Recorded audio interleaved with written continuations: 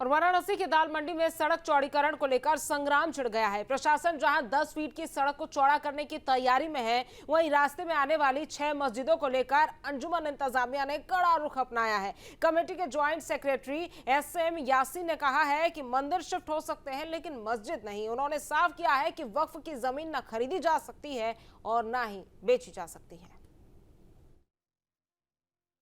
दाल मंडी में इन दिनों सड़क चौड़ीकरण हो रही है। बताया जा रहा है कि सड़क चौड़ीकरण में 6 मस्जिदें भी आएंगी जिनको कि शिफ्ट किया जाएगा, ऐसा बताया गया है। हमारे साथ SM यासीन साहब हैं, अंजुमन इंतजामिया कमेटी के जॉइंट सेक्रेटरी हैं।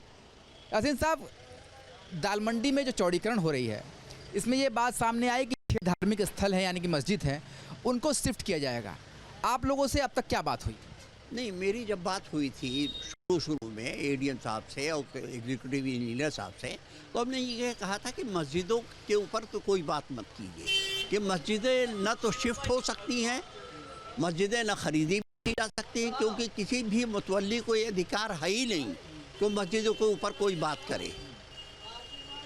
हमने जब ज्ञान वापी में ज़मीन का विनिमय हुआ था, एक्सचेंज हुआ था, तो उसमें भी हमें बहुत परमिशन लेना पड़ा था। हम खुद से नहीं कर पाए थे जब तक परमिशन नहीं मिली। वक्फ बोर्ड है और भी।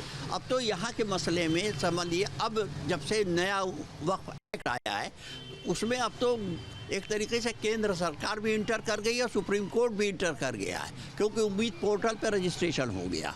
तो हम 3-4 चीज़ें आप समझ लीजिए इस सिलसिले में। नंबर 1, पहली बात यह है कि मस्जिद कभी खरीदी बेची नहीं जा सकती, बल्कि वक्त का कोई भी वो है वो ख़रीदा बेचा नहीं जा सकता। अब मस्जिद तो खैर बहुत दूर की बात है, मस्जिद तो कतई नहीं खरीदी बेची जा सकती। हाँ, मस्जिदें अगर अतिक्रमण है कहीं पे साबित हो जाए तब की बात अलग है, तो वो सरकार जो चाहे से करते है, तो जिसके पास ताकत है वो कुछ भी कर सकता है।